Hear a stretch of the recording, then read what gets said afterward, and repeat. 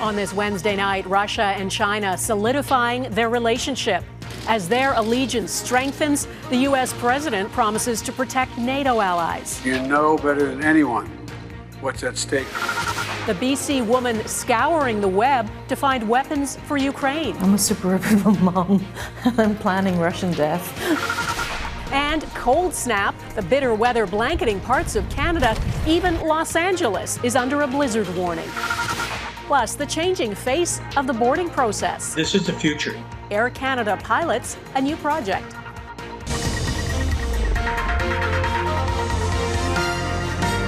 Global National with Dawna Friesen. Good evening and thanks for joining us. We begin with a vow from the American president to protect every inch of NATO territory while China cements its relationship with Russia. China's top diplomat met the Russian president in Moscow today, saying China is ready to deepen its strategic partnership. China is not formally supporting Russia's war in Ukraine, but the U.S. fears it could send lethal weapons. In Poland, the U.S. president was shoring up alliances, pledging unwavering support for Ukraine and NATO, and continuing his diplomatic standoff with Vladimir Putin. Mr. President, any reaction to Putin saying he's pulling out of New START? Big mistake. It was a big mistake. START was the last remaining nuclear arms reduction deal between the U.S. and Russia. And on the eve of the first anniversary of Russia's full-scale invasion of Ukraine, Vladimir Putin celebrated the war at a rally called Glory to Defenders of the Motherland. Jackson Proskow has our top story tonight. In Moscow, the rallying cry of a nation at war. A joyful, upbeat spectacle to mark the anniversary of Russia's bloody invasion of Ukraine. President! Headlined by Vladimir Putin himself. Hurrah! He led hurrahs for the soldiers he has sent to fight and die. Hurrah! Прямо сейчас. He called the war a battle for Russia's historical frontiers and for its people. Soon after, he held a subdued private meeting with China's top diplomat. The two countries pledged to strengthen ties. The West fears that could include Chinese weapons for Russia's faltering war. F-16 to Ukraine! On the other side of the conflict in Poland, Ukrainian refugees rallied for more Western weapons to counter the threat. We need F-16 fighter jet and enough weapons supplied to Ukraine to win this evil, to stop this awful war. We will defend. Steps away, the American president met with the NATO members who border Russia, calling for unity. You know better than anyone what's at stake in this conflict, not just for Ukraine, but for the freedom of democracies throughout Europe and around the world. For the leaders in this room, the threat does not stop at Ukraine. They fear it could come to their own countries. And so Biden was told the U.S. needs to send more military equipment to the Baltic states, too. The U.S. presence is important, and this presence is going to be there also in coming years. 1 year into Ukraine's struggle for survival, there's a sense that the old rules no longer apply. A reignited battle of East versus West that has left the world on edge. Jackson Proskow, Global News, Washington. For some perspective on that visit by China's top diplomat to Moscow, Guy Saint-Jacques is with me. He's a former Canadian ambassador to China, now a senior fellow with the China Institute at the University of Alberta. Mr. Saint-Jacques, China is talking about building a new type of cooperative relationship with Russia. How do you interpret that? Could it mean China giving military support to Russia? China and Russia have had many meetings where they have discussed this new multipolar world. And what they have in common is that the two believe that the United States want to prevent their rise on the world stage. And so they have been promoting this notion of a multipolar world. At this stage, I don't think that China will want to supply arms and ammunition directly to Russia, although it's possible that they will use proxy. For instance, it would be easy for them to send armament and ammunition through North Korea. And the fact that the state counselor for foreign affairs, Wang Yi, is in Moscow today for talks is not a coincidence. Clearly, China wants to show its support for Russia on the eve of the anniversary of the invasion of Ukraine. The Chinese diplomat who visited Moscow today said China will oppose any unilateral or bullying behavior. It sounds like a dig at the U.S. China is good to speak on both sides of its mouth because they have started to mention that it's possible that they will propose some kind of a peace plan to try to resolve the Ukraine-Russia crisis. And in that, they say, for instance, that one of the paramount principles will be the respect for territorial integrity and sovereignty. Well, what do they make of the fact that Russia invaded an independent country, and that goes against this principle?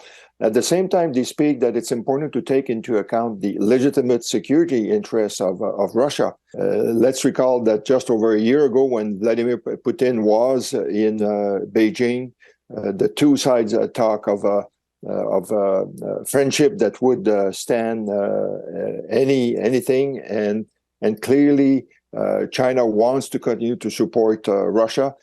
What do you think is the strategic aim of China? Is it trying to reshape the global order in its favor? A few weeks ago, Xi Jinping has given an important speech where he gives China as a model for the developing world, and he said that modernization does not equal westernization. So for him, clearly the message to the world is that the Chinese model is a good one to emulate, and you don't have to adopt Western values to make progress. And all this to say that it has become more and more difficult to have a dialogue with Xi Jinping, who's an authoritarian leader who runs a very aggressive foreign policy. All right, Guy Saint-Jacques, a former Canadian ambassador to China. Thanks. Thank you. Have a good rest of the day. Now to the situation on the ground in Ukraine. Since the invasion began, Ukraine has made multiple pleas to its allies for lethal weapons. Without them, the war would be lost. But it's not just Western governments that are supplying them. Jeff Semple has the story of a woman in British Columbia who is proving what a difference one person can make. At a secret location in Ukraine, this team is testing a new weapon. They're members of a Ukrainian NGO that's building drones for the military to conduct surveillance and launch attacks. How important have drones been in this war? The person that is dominating in the air is winning the war, he says. Both sides are now using and losing drones by the thousands, sparking a global scramble to secure more parts and develop new technologies. In that high-stakes arms race, the Ukrainians have found an unlikely ally. Kate McKenna is a mother of two who lives in suburban British Columbia. Every morning, she rushes her kids out the door to school, then sits down with her laptop and finds weapons for Ukraine's military. It is very weird. I actually had that moment where I was like, oh my God, what am I doing? I'm a suburban mom, and I'm planning Russian death. Like, oh dear. McKenna previously worked as a VP at a global investment bank and later for a Canadian drone company.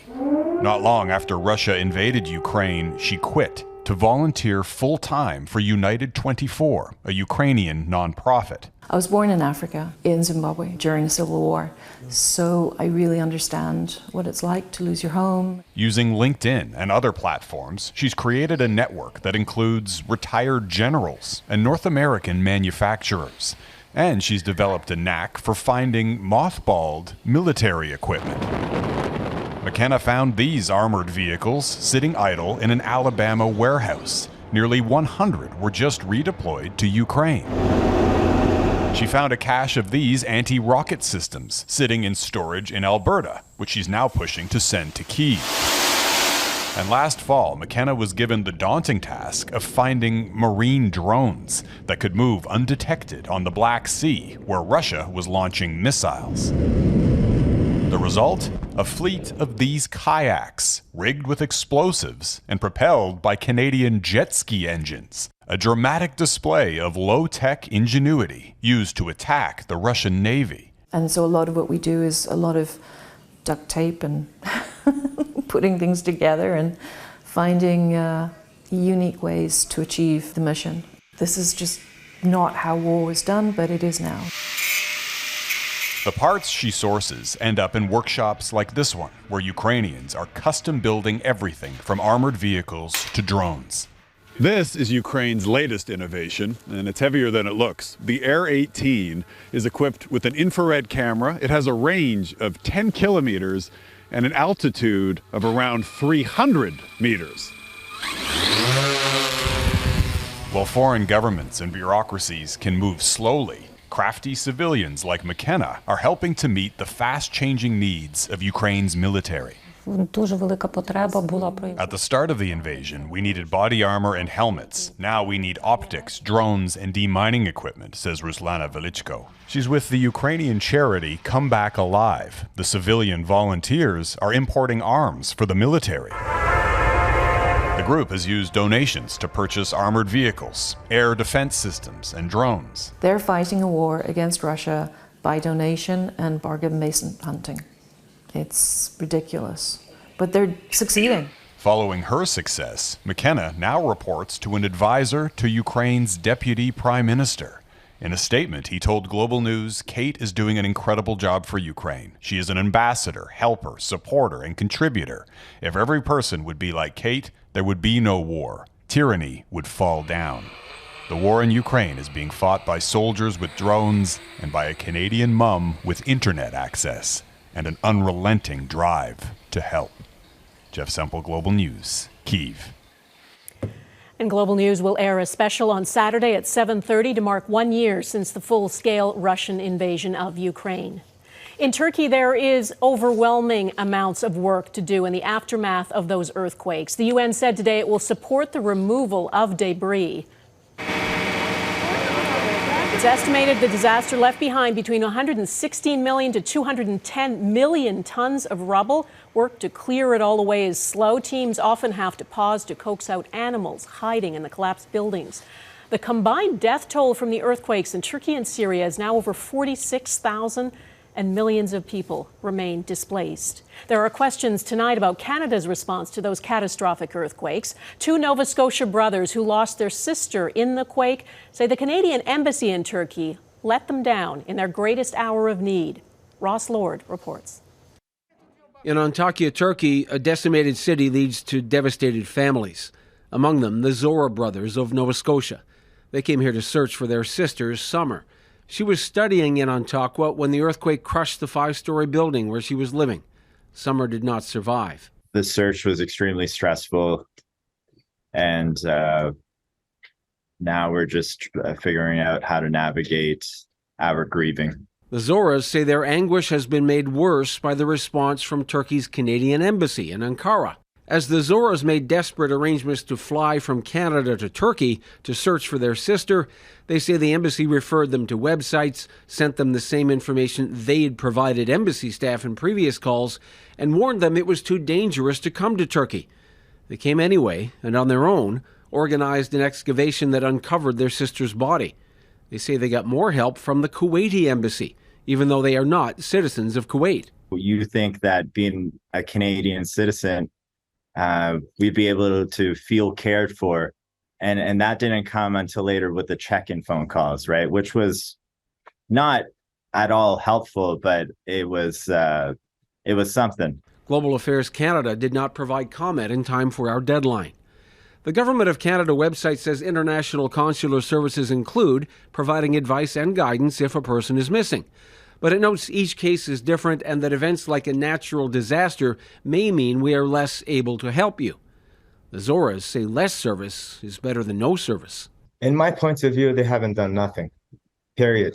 I mean, all that text messages and the back and forth that, with the emails, that's just a process. But nothing happened. As they now raise money for others directly impacted by the earthquakes, the Zoras say they're grateful to friends in Canada who've offered support.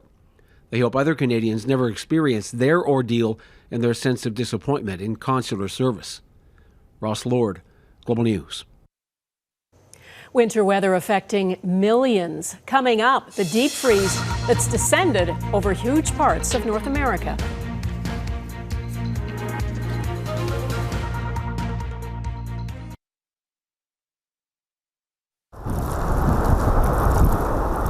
More than 50 million Americans woke up this morning to winter weather advisories. A severe storm system is sweeping across the U.S. Thousands of flights were either canceled or delayed. The Dakotas, Minnesota, Wyoming, and Wisconsin are some of the hardest hit states.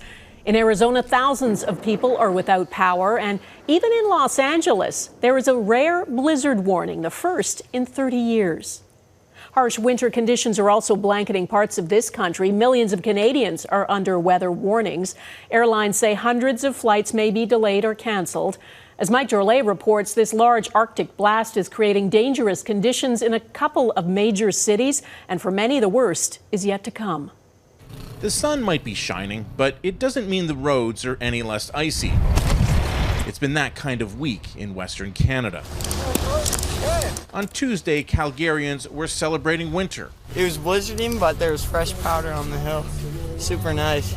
24 hours later, Windsport Ski Hill was closed through Friday as temperatures dipped below -30. For the homeless, it's been particularly dangerous.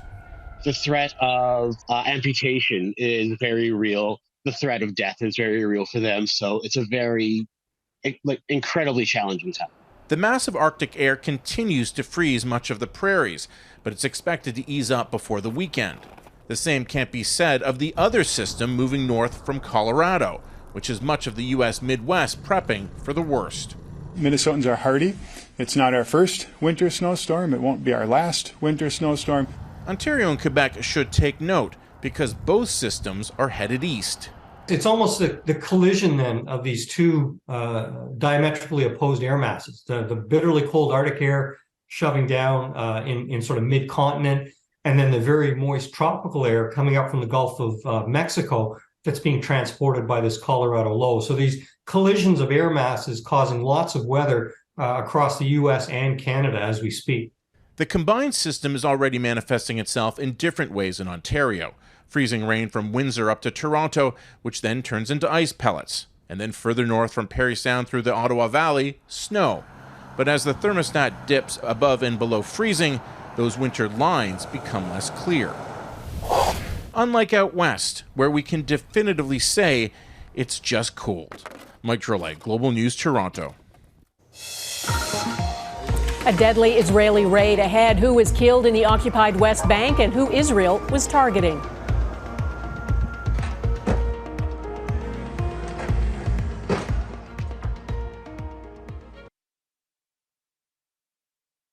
A raid by the Israeli army in the occupied West Bank has killed at least 10 Palestinians.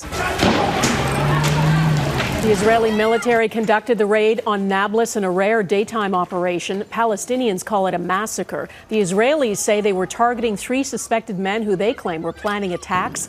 At least 3 civilians were killed in the clashes, including a 72-year-old man and a 14-year-old boy, and more than 100 others were wounded. It is one of the bloodiest raids in nearly a year in the West Bank and East Jerusalem. There has been a collapse at an open pit coal mine in China, and it's believed more than 50 people are missing under the debris, and at least 2 people have died. This video shows a plume of smoke rising into the air as the slope comes crashing down. More than 200 rescuers have been dispatched to the area. The open pit mine is in China's Inner Mongolian region, a key area for the country's coal mining industry. Facing the future next, Air Canada's new biometric pilot project.